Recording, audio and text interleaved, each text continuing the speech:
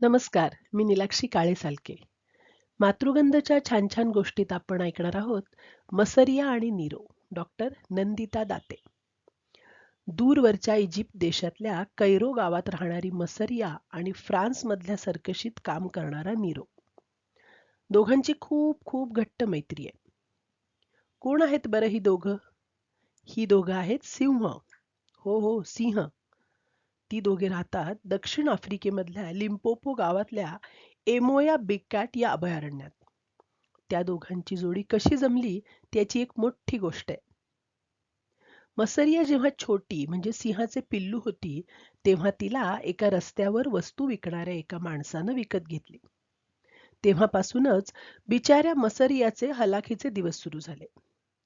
तिला पोटभर खाणंही मिळत नसे. पुष्कळसा वेळ तिला पिंजऱ्यात ठेवले जाई. कैरो शहर पाहण्यासाठी आलेल्या पर्यटकांना तिच्याबरोबर फोटो काढता येत असत. यावरती तिचा मालक पैसे कमावत असे. फोटो काढायला कुणी आलं की तेवढ्या वेळेपुरतेच तिला बाहेर काढण्यात येई. तिची नखे पर्यटकांना लागू नयेत म्हणून तिच्या या मालकानं तिची नखे उपटून काढून टाकली होती. मसरिया जशी मोठी होऊ लागली तसा तिला पिंजरा अपुरा पडायला लागला. तिला त्या पिंजऱ्यात धड झोपताही येत नव्हतं, पण तिच्या मालकाला तिची जराही काळजी वाटत नव्हती.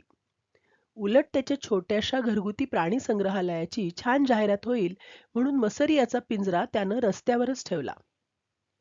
मसरियाचे जीवन असे फारच कष्टमय चालले होते. एक दिवस काय झालं, जुलै 2012च्या उन्हाळ्यातला तो खूपच जास्त उष्ण तापमान असणारा दिवस होता.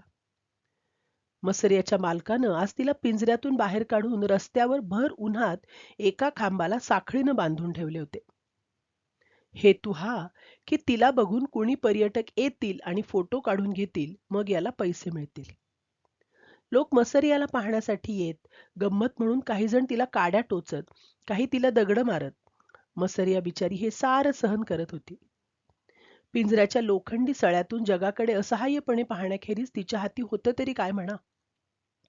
जंगलामध्ये जनावरं मनमोकळं राहतात. कुठलंच बंधन नसतं त्यांच्यावर. पण मसरिया अगदी लहान पिल्लू होती तेव्हापासूनच तिला साखळीनं बांधून ठेवलं जायचं, नाहीतर पिंजऱ्यात डांबून ठेवलं जायचं. तेव्हा एक सिंहीण असूनही तिला जंगलातले वातावरण तर सोडाच, पण अगदी साधं मोकळं वातावरणही माहीतच नव्हतं मुळी. जर्मनीमधून कैरो शहर पाहण्यासाठी आलेली एक पर्यटक सास्किया बर्न्ट हिनं मसरियाला पाहिलं. तिच्यावर होत असलेल्या अत्याचाराबद्दल तिला खूपच वाईट वाटलं. त्या मालकाच्या क्रूर आणि निर्दय वागण्याचा संतापही आला. तिच्या या दयनीय अवस्थेतले फोटो तिनं काढले आणि ते सोशल मीडियावर पोस्ट केले. सास्कियानं उचललेलं हे छोटं पाऊल मसरियाच्या सुटकेसाठी फार मोठी मदत ठरणार होतं. थोड्याच काळात जगभरातल्या खूप लोकांनी ही पोस्ट पाहिली. अशा अडकवून ठेवलेल्या प्राण्यांच्या सुटकेसाठी आणि त्यांच्या सुलभ जगण्यासाठी काम करणाऱ्या UK मधल्या एका सेवाभावी संस्थेनं ही पोस्ट पाहिली. तिचं नाव स्पॉट्स अँड स्ट्राइप्स. मग यासाठी निधी उभे करायचं काम सुरू झालं. तसंच न्यायालयात अर्ज सुद्धा करायची तयारी सुरू झाली.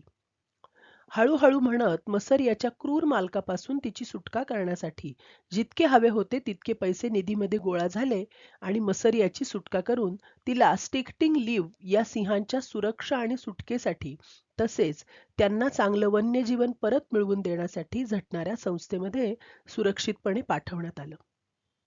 ही संस्था म्हणजे जगभरातल्या सिंहांचं घरकुल आहे. या संस्थेनं अनेक सिंहांना क्रूर निर्दयी परिस्थितीतून वाचवून त्यांना उपयुक्त असे वन्यजीवन बहाल केले. मसरिया जेव्हा इथे आली तेव्हा तिची अवस्था खूप दयनीय होती. आयुष्यभर पिंजऱ्यात डांबून ठेवल्यानं तिला नीटसं चालता येत नव्हतं. पुरेसं खाणं पिणं न मिळाल्यानं तिला फार अशक्तपणाही आला होता. तिची नखं उपटून काढल्यामुळे तिला शिकार करणं अवघडच होतं आणि तसं ते तिनं कधी केलंच नव्हतं. त्यामुळे तिला अन्नासाठी अवलंबून राहावं लागत होतं. पण अशा अडचणी आता सोडवल्या जायला लागल्या. तिची तब्येत आता सुधारू लागली. या अभयारण्यात मसरडी आता हिरव्या गवतावर बागडत असे. तिला भरपूर हुंदडता येत असे. अगदी मनाला येईल तसे. इथे तिला कुठलंच आणि कसलंच बंधन नव्हतं. आणि एक दिवस मसरियाच्या अभयारण्यात तिच्याबरोबर राहायला अजून एक सिंहाचं पिल्लू, छोटासा छावा आला. तिच्यासारखाच कष्टप्रद वातावरणातून सोडवून आणलेला. 4 महिन्यांचा छोटूसा नीरो. अभयारण्यात मसरियाची काळजी घेणाऱ्या लोकांना वाटले की मसरिया याच्याबरोबर कशी वागेल, तिला आवडेल का तो, की भांडेल ती त्याच्याशी. नीरोची आई सर्कशीत काम करत असे. तिला एकूण 4 पिल्लं झाली, पण नीरो एकटाच असा छावा होता की तो वाचला. जन्मतःच त्याला आईपासून वेगळं करण्यात आलं. तो ज्या सर्कशीत जन्मला त्या सर्कशीनं सिंहाचा खेळ रद्द केल्यानं नीरोला दुसऱ्या एका फ्रेंच सर्कशीत विकण्यात आलं आणि कामासाठी पाठवण्यात आलं.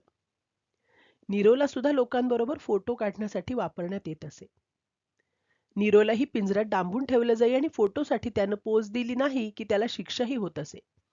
मग नीरोची ही अवस्था तिथल्याच कोणाला तरी बघवेना आणि त्या भल्या व्यक्तीनं स्टिक्टिंग लिव्ह या संस्थेला कळवलं. त्यांनी लगेच योग्य कायदेशीर कारवाई पूर्ण करून नीरोला ताब्यात घेऊन त्याला अभयारण्यात आणलं. नीरोला फक्त सर्कशीतलं जीवनच माहीत होतं. त्यानं कधीच दुसरा सिंह पाहिला नव्हता, अगदी स्वतःच्या आईला सुद्धा. नीरोला जेव्हा पहिल्यांदा आणले तेव्हा त्याच्या पिंजऱ्याला मसरियाच्या पिंजऱ्याच्या अगदी जवळ ठेवलं, ज्यामुळं मसरियाला नीरोसारखं डोळ्यापुढे दिसत राहील. मसरिया जरी सिंहीण होती तरी ती आई झालेली नव्हती. तिला कुणी सवंगडी पण नव्हता. नीरोची सुद्धा तशीच तर अवस्था होती. त्याला एक चांगला सवंगडी आणि आईचीही नितांत गरज होती. दोघांचे पिंजरे जवळजवळ ठेवल्याने दोघांनाही आता एकमेकांना पाहता येत होतं आणि एकमेकांशी ओळखही व्हायला लागली होती. पिंजऱ्याच्या जाळीमधून ते एकमेकांबरोबर खेळायला लागले. दोघांमध्ये मैत्री व्हायला लागली. मग संस्थेच्या कार्यकर्त्यांनी आता पिंजऱ्याशिवाय त्यांना एकत्र आणायचं ठरवलं. एकत्र आल्यावर मग काय विचारता, दोघांनाही एकमेकांबरोबर खेळायला खूप खूप आवडलं. आता सततच नीरो आणि मसरिया एकत्र बागडत असत. मसरिया नीरोला आईच्या मायेनं कुरवाळत असे. नीरो ही मसरियाच्या मायेच्या छताखाली मुक्त हुंदडत असे. आता त्यांना वेगळे करणे केवळ कठीण होते. त्यांची काळजी घेणाऱ्या कार्यकर्त्यांना आता समजले की दोघेही आपापली काळजी योग्य तऱ्हेने घेऊ शकतात. मग त्या दोघांना आफ्रिकेच्या जंगलात पाठवण्याचा विचार केला जाऊ लागला. मिनुनेट हेयुसर या एमोया बिग कॅट अभयारण्याच्या अधिकाऱ्याला मसरियाची सगळी माहिती होती, कारण मसरिया आधी तिथेच तर होती. ही दोघे आता त्यांच्या अभयारण्यात येणार म्हणून ते फार खुश झाले. एमोया बिग कॅट अभयारण्यात आता हे दोघेही खूप खुश होते. त्यांची छानदार काळजी घेतली जायला लागली आणि त्यांचे खूप खूप लाडही केले जायला लागले. त्यांच्या खऱ्याखुऱ्या घरात आणि जगात, जंगलात, मोकळ्या हिरव्यागार वनात ते आता निर्धास्तपणे विहार करू लागले. त्यांच्या या आनंदी जीवनाला बघून त्यांचे मागचे पिंजऱ्यात गेलेले दयनीय दिवस आणि त्यांचे केविलवाणे चेहरे हा भूतकाळ आठवूच नये असे साऱ्यांनाच वाटत असेल, हो ना? वन्य प्राण्यांना त्यांच्या जंगलापासून दूर करून त्यांना कैद करणे, त्यांच्या मनाविरुद्ध त्यांच्याकडून काम करवून घेणं, हे केलंच नाही पाहिजे. खरं तर कुठल्याच प्राण्याकडून, हो की नाही? जसं आपल्याला आपल्या मनाजोगं वागता आलं पाहिजे, तसंच सगळ्या प्राण्यांना सुद्धा वागता आलं पाहिजे. खरंय ना? नीरो आणि मसरियाला त्यांचं हक्काचं घर मिळालं. त्यांच्यासारखे सारे प्राणी आनंदात राहू देत आणि आपण त्यासाठी नक्की प्रयत्न करूया, हो ना? धन्यवाद.